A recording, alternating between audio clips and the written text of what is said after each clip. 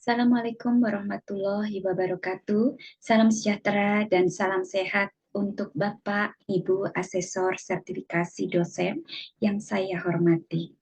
Perkenalkan, saya Diana Sarfasti, dokter spesialis jantung dan pembuluh darah konsultan yang saat ini menjadi dosen tetap di program studi kedokteran Fakultas Kedokteran Universitas Katolik Widya Mandala, Surabaya. Mohon izin, kali ini saya akan menyampaikan video dalam rangka PDD UKTPT tentang kegiatan saya sebagai dosen saat memberikan overview Skills Lab pemeriksaan elektrokardiografi pada mahasiswa semester 4. Tujuan pembelajaran umum Skills Lab pemeriksaan EKG ini adalah agar mahasiswa mampu melakukan prosedur pemeriksaan elektrokardiografi secara mandiri dan mampu menginterpretasi hasil pemeriksaan EKG sederhana. Capaian pembelajaran atau CPL adalah mampu melakukan prosedur klinis yang berkaitan dengan masalah kesehatan, khususnya penyakit jantung dan pembuluh darah, dengan menerapkan prinsip keselamatan pasien, keselamatan diri sendiri, dan keselamatan orang lain. Capaian pembelajaran mata kuliah atau Skills Lab ini agar mahasiswa mampu memahami dan memiliki keterampilan melakukan pemeriksaan elektrokardiografi secara mandiri. Sub CPMK-nya, mahasiswa mampu mempersiapkan pasien dan peralatan EKG. Yang kedua, mahasiswa mampu melakukan pemeriksaan EKG dengan baik dan benar. Dan yang ketiga, mahasiswa mampu menginterpretasikan hasil pemeriksaan elektrokardiogram sederhana. Lama pembelajaran adalah selama 2 jam, dengan mode pembelajaran adalah blended learning, sinkronus dengan Zoom di 15 menit pertama yang berupa overview singkat tentang prosedur pemeriksaan EKG, 30 menit berikutnya memberikan demonstrasi prosedur pemeriksaan EKG. Setelah itu, mahasiswa dibagi dalam beberapa kelompok kecil yang akan berlatih atau praktek langsung pada manekin atau pasien simulasi dipandu oleh para instruktur Skills Lab dalam kelas-kelas mikro. Metode pembelajaran adalah ceramah, demonstrasi, diskusi, kemudian latihan atau praktek.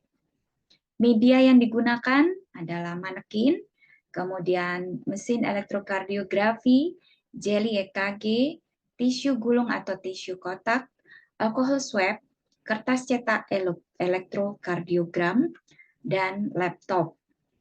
Sistem penilaiannya nanti mahasiswa akan dites berupa ujian akhir Skills Lab prosedur pemeriksaan EKG dengan batas nilai kelulusan adalah 80.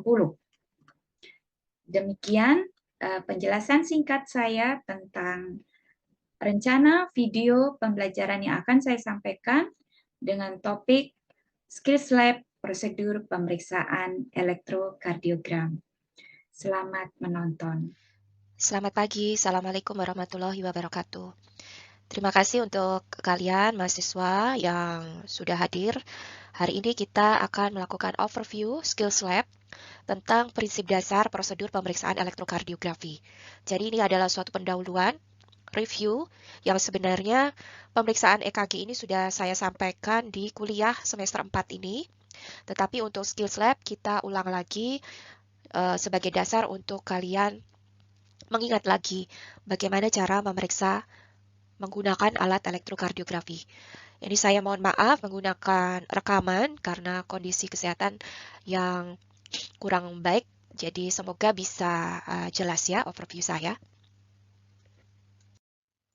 Jadi ini gambaran seseorang yang sedang diperiksa elektrokardiografinya. Jadi kita tahu ya bahwa elektrokardiografi adalah pemeriksaan listrik jantung.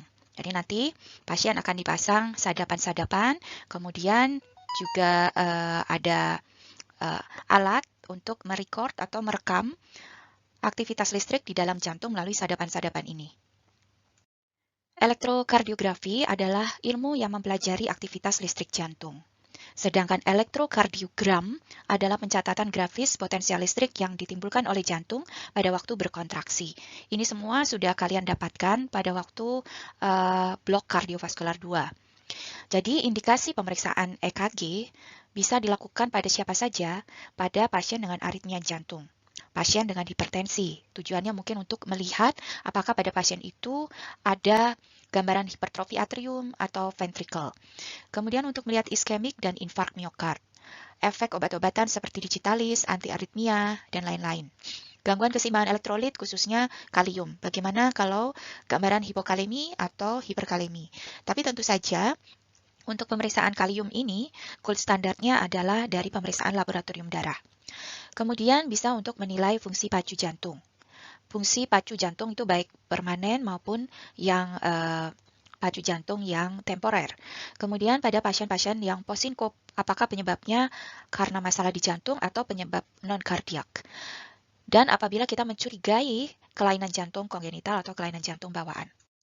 Jadi ini kita ulang sebentar bahwa di jantung itu ada PLN. PLN utamanya adalah kantor utamanya adalah SA node atau sinoatrial node. Ini adalah pacemaker yang dominan di jantung yang terletak di bagian atas dari atrium.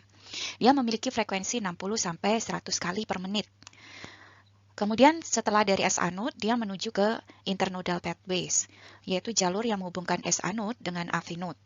Kemudian ada atrioventricular node atau AV node. Dia memperlambat konduksi, menciptakan delay sebelum konduksi sampai ke ventricle. Frekuensinya lebih lambat, yaitu 40 sampai 60 kali per menit. Selanjutnya adalah bundle of His. Dia menghantarkan impuls ke bundle branch yang berada di bawah AV node. Lalu ke left bundle branch, menghantarkan impuls ke ventricle kiri. Kemudian right bundle branch, menghantarkan impuls ke ventricle kanan. Kemudian juga ada Purkinje system. Dia adalah suatu jaringan fiber yang menyebarkan impuls secara cepat ke seluruh dinding ventricle. Dan frekuensinya juga lambat, 40 sampai 60 kali per menit. Dan semua itu, gambaran-gambaran jalur listrik di otot jantung tadi tergambar di rekam jantung atau elektrokardiogram berupa gelombang P, Q, R, S, T, O. Jadi tadi yang sudah disampaikan di dalam video adalah proses terjadinya gelombang-gelombang EKG tadi. Nah, gelombang yang dihasilkan oleh depolarisasi dan repolarisasi miokard tadi, kalau dicatat pada kertas EKG akan tampak seperti gelombang-gelombang dan yang tapi mempunyai ciri khas, yaitu ada 3 ciri khasnya. Dia mempunyai durasi yang diukur dalam fraksi detik, kemudian punya amplitudo yang diukur dalam milivolt atau singkatannya MV, dan konfigurasi. Konfigurasi ini suatu kriteria yang lebih subjektif tentang bentuk dan tampilan gelombangnya. Jadi dia ada detiknya, berapa kecepatannya, kemudian ada amplitudo yang berupa milivolt, dan bentuknya. Jadi kalau mau mendeskripsikan suatu gelombang EKG, ini harus dilihat 3 ciri khas ini. Yang perlu diperhatikan bahwa pada waktu rekaman dilakukan atau akan melakukan rekaman EKG, maka ada yang disebut EKG bakunya. Jadi ini suatu kalibrasi yang sudah ditetapkan bahwa untuk kecepatan rekaman harus 25 mm per detik. Ini standarnya. Kemudian kekuatan voltasenya adalah 1 mV. 1 mV itu sama dengan 10 mm atau sebanyak 10 kotak kecil. Kemudian, jadi ini berarti ukuran di kertas EKG pada garis horizontal itu tiap 1 mm itu sebanding atau sama dengan 1 per 25 detik atau 0,04 detik. Kemudian tiap 5 mm itu 5 per 25 detik atau 0,20 detik. Tiap 25 mm itu sama dengan 1 detik. Kemudian untuk garis vertikal, 1 mm atau 1 kotak kecil adalah 0,10 mV amplitudonya. Dan untuk 10 mm atau 10 kotak kecil itu amplitudonya 1 mV. Jadi semua ada artinya. Kotak kecil dan kotak kecil yang vertikal maupun yang horizontal. Kalau yang vertikal dia menggambarkan amplitudo, sedangkan yang horizontal dia menggambarkan kecepatannya.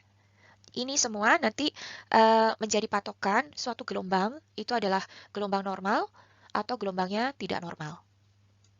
Selanjutnya kita mempelajari tentang sadapan pada EKG. Jadi untuk memperoleh rekaman EKG, pada tubuh nanti dilekatkan sadapan-sadapan atau leads ya kalau bahasa Inggrisnya, yang tujuannya untuk meneruskan potensial listrik dari tubuh ke sebuah alat pencatat potensial yang disebut elektrokardiograf.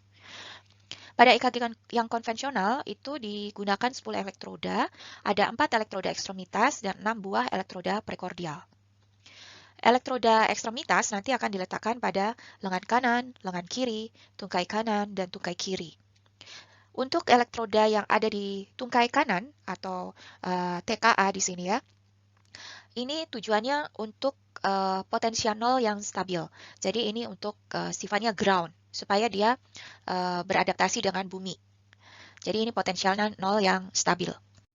Untuk sadapan prekordial, kita atau disebut juga unipolar karena dia hanya pada satu kutub atau satu titik, dia merekam besar potensial listrik jantung dengan bantuan sadapan yang ditempatkan di beberapa tempat di dinding dada. Sesuai dengan nama sadapannya, sadapan prekordial ini disebut dengan V1, V2, V3, V4, V5, dan V6. Nah, ini yang harus kalian perhatikan adalah letak-letaknya. Jadi kalau V1, dia pada garis parasternal kanan, ruang interkostal 4. V2, garis pada parasternal kiri, ruang interkostal 4. V3, titik tengah antara V2 dan V4. V4, garis mid klavikula kiri, ruang interkostal kelima. V5, garis aksila kiri depan, yang sama tingginya dengan V4. Sedangkan V6 adalah garis aksila kiri tengah, yang sama tingginya dengan V4 dan V5. Sekarang kita masuk ke prosedur pemeriksaan. Apa saja yang perlu dilakukan? Jadi ini persiapan alatnya dulu. Kalian harus mempersiapkan alat, kelengkapan alat sebelum dilakukan pemeriksaan EKG. Alat-alat yang perlu dipersiapkan tentunya adalah mesin EKG-nya, kemudian pastikan bahwa kertas rekam EKG-nya tidak sedang atau akan habis. Kalau mau habis, mungkin tinggal berapa senti gitu ya. Biasanya ada garis merah, nanti kelihatan garis merah yang menunjukkan bahwa kertasnya akan habis. Sebaiknya diganti saja dulu. Kemudian siapkan jelly. Jelly ini nanti untuk meletakkan sadapan-sadapannya di kulit. Kemudian ada kertas alkohol atau kapas alkohol untuk membersihkan kulit supaya kulitnya itu tidak terlalu berlemak. Karena kalau terlalu berlemak ada keringatnya akan mengganggu gambaran dari rekaman EKG-nya. Kemudian tentunya sadapan-sadapannya juga perlu dipersiapkan. Lalu ada tisu atau pembersih dari bekas jelinya. Jadi kalau kalian sudah meletakkan dan mengambil kembali sadapan-sadapan tadi, tentu kan ada bekas-bekas jeli di kulit pasien. Itu harus dibersihkan supaya bersih dan dibersihkan juga di alat-alat atau sadapan-sadapannya. Jadi higienis ya, jangan sampai jelinya masih nempel-nempel di alat-alat atau sadapan-sadapannya ya. Nah, setelah menyiapkan kertas pencatat EKG, lalu di mesin EKG-nya itu harus ditetapkan laju pencatatan alat pada kecepatan, ini standar tadi ya, 25 mm per detik. Kalau frekuensi jantungnya tinggi, jadi kelihatan kalau denyut jantungnya itu cepat sekali, sehingga rapat-rapat, gambaran gelombangnya itu rapat-rapat, maka kecepatannya dapat dipasang pada 50 mm per detik. Jadi supaya tidak terlalu rapat. Tapi kalau saya tidak pernah melakukan itu karena justru ingin melihat frekuensi, kecepatan atau kerapatan dari gelombang EKG-nya. Kemudian, pasang alat pada kepekaan 1 cm 1 mV. Nanti ada tombolnya di situ. Jadi atau 1 mm sama dengan atau sebanding dengan 1 mV. Nah, bila impuls jantungnya sangat kecil atau gelombangnya pendek-pendek, maka dapat dibuat kepekaan 2 atau 2 cm sebanding dengan 1 mV. Jadi lebih tinggi-tinggi nanti gelombangnya. Kalau impuls jantungnya sangat besar atau sangat tinggi-tinggi ya, maka alat dapat dipasang pada kepekaan setengah yang menggambarkan setengah senti sama dengan 1 mV atau 5 mili, 5 kotak kecil-kecil itu 1 mV. Kemudian jangan lupa, kalian kadang-kadang pada waktu ujian lupa menghubungkan alat dengan sumber listriknya. Kalau listriknya padam, maka alat akan otomatis beralih pada listrik DC atau tidak perlu menggunakan listrik. Dan pasang kabel grounding. Nanti ada seperti plat dari logam yang berupa dihubungkan dengan kabel di alat EKG-nya, kemudian grounding tadi dihubungkan dengan bumi atau diletakkan di lantai. Itu supaya potensialnya nol atau listrik bumi tidak mengganggu perekaman dari EKG.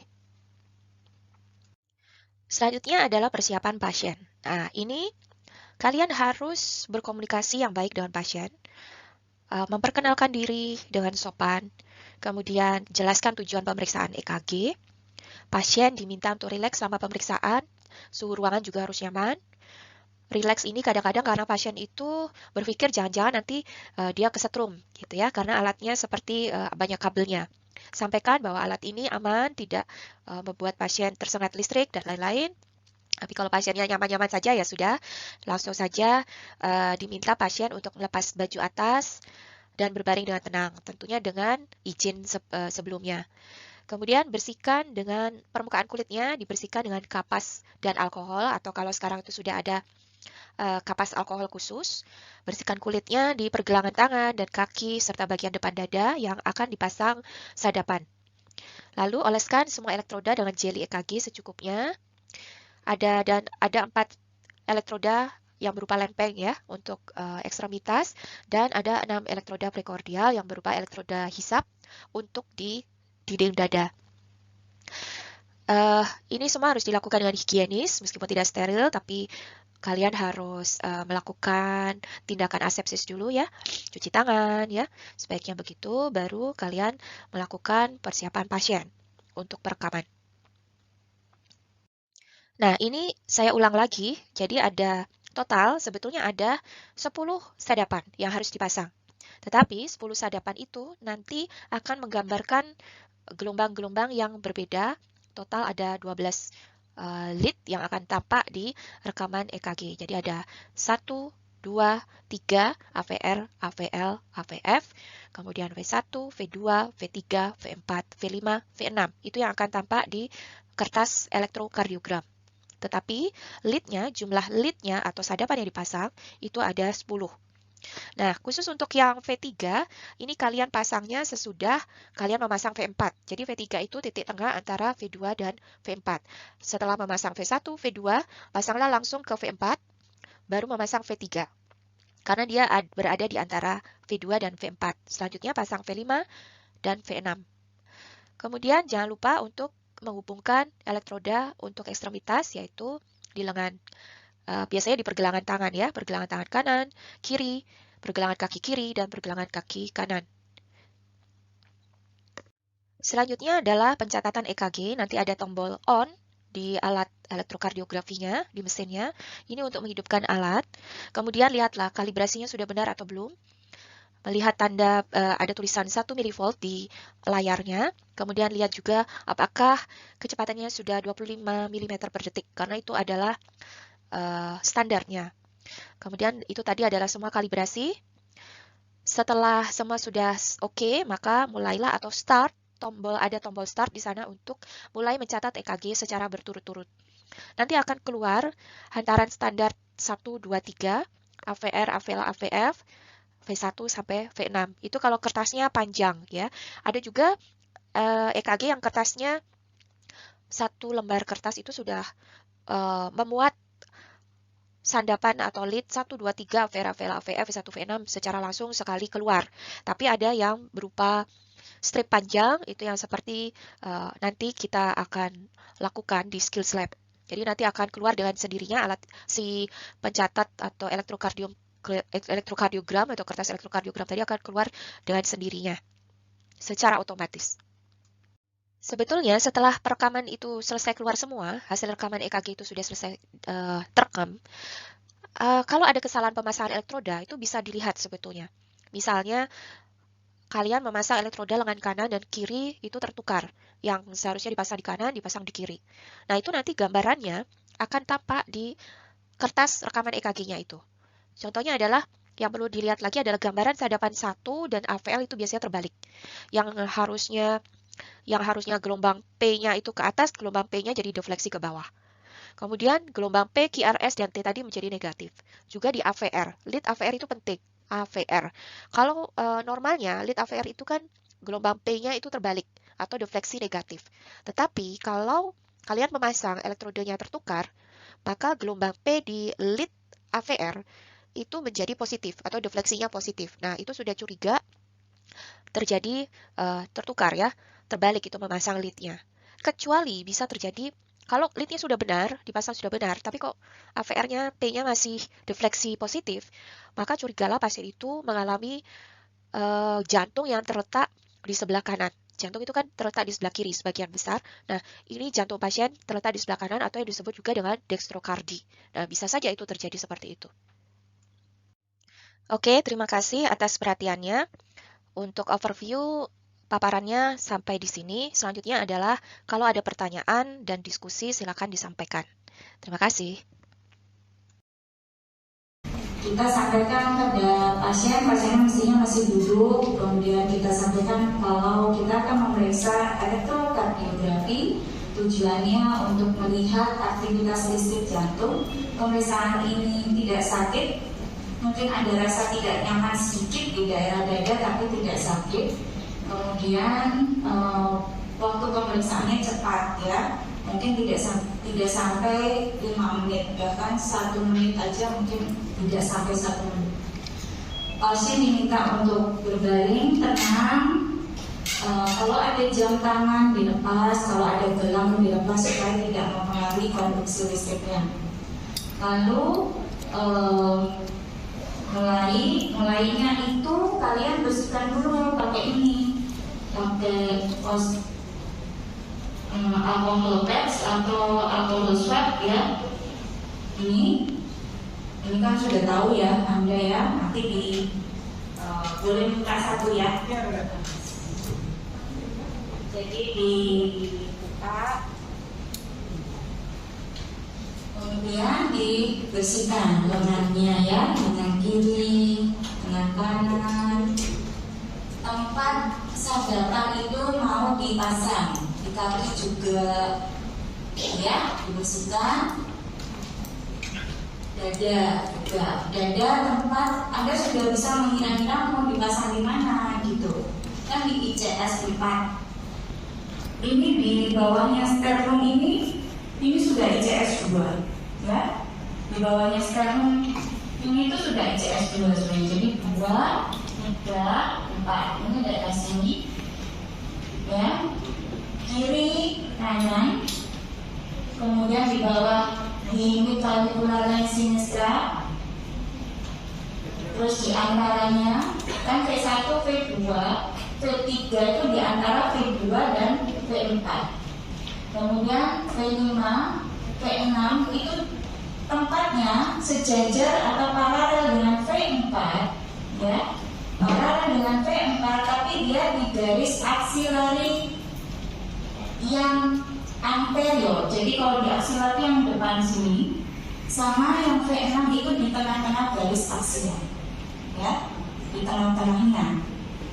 Jadi agak ke pihak situ kasih ini udah dibersihkan. Kalau dia banyak bulu dadanya ya dicukur ya, tapi kalau enggak ya udah, karena kita ini nanti jadi nggak perlu begitu. Udah bersihkan, ini dibuang. Nah, buang tempat sampah.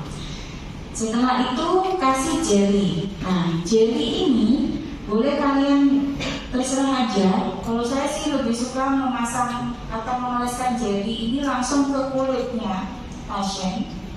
Jadi jelinya dioles gitu ya, sini, sana, terus sini, sana gitu ya. Sama tempat-tempat tadi.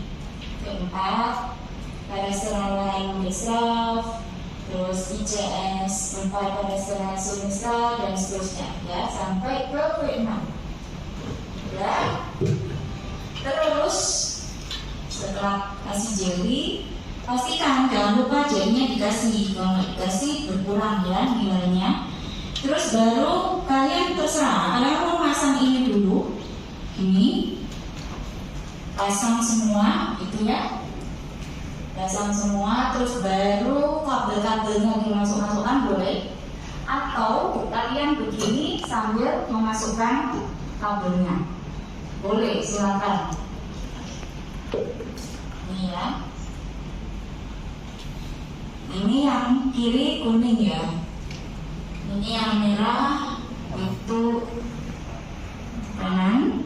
Nah, ini letaknya mau begini nggak apa-apa, ya. Mau begini juga nggak apa-apa. Tapi saya lebih suka begini, ya, karena di sini biasanya lebih cembung dibanding yang sini, ya. Dibanding medial, permukaannya itu kalau yang medial lebih flat, jadi enak gitu kalau gini nggak terlalu menekan kulit. Setelah dipasang semua, ini kaos kakinya Pasha harus dicopot ya, tapi kan kita nggak bisa nyopot nih ya, tapi harusnya dicopot. Ingat-ingat ya, merah, kuning, hijau, hitam. Ya, yang kanan itu groundednya, ya, penetralnya listrik. Ya. Kalau masang V4, ya, kalau masang V3 ini kan V1, V2, V3, V4. Pasang dulu V4-nya, ya. Kemudian baru pasang V3, karena V3 itu letaknya antara V2 dan V4. Jadi ditentukan dulu V4-nya.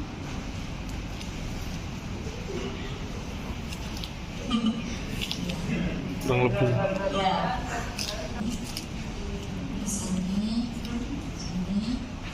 Ini yang V5 sejajar dengan V4 ya. Jadi di sebelahnya, tapi garis mid anterior axilla sama yang mid axilla. Ya, udah dipasang gitu, baru kalian mau pasang ini boleh, atau kalian sudah mau masukkan dulu semuanya kabelnya, baru dipasang-pasang juga boleh. Ini saya pasang ya.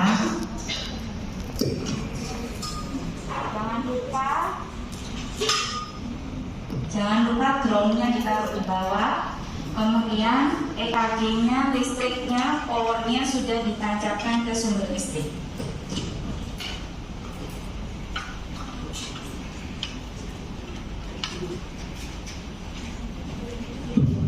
Ini yang panjang, ini yang punya ekstremitas. Yang pendek ini, yang lebih pendek punya precordial, karena jumlahnya ada 6, yang ini jumlahnya 4.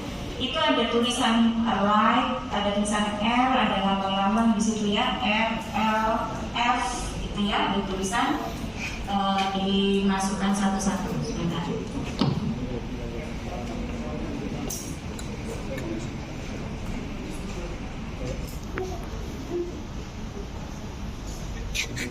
Yang dipalang dan tuh. Mungkin apa?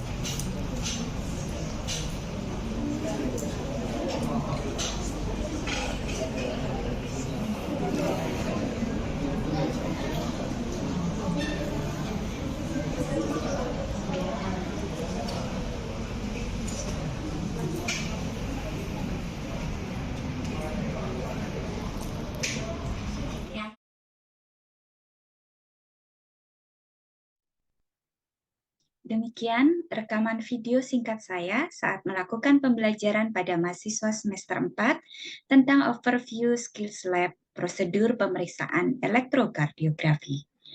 Terima kasih atas perhatiannya. Wassalamualaikum warahmatullahi wabarakatuh.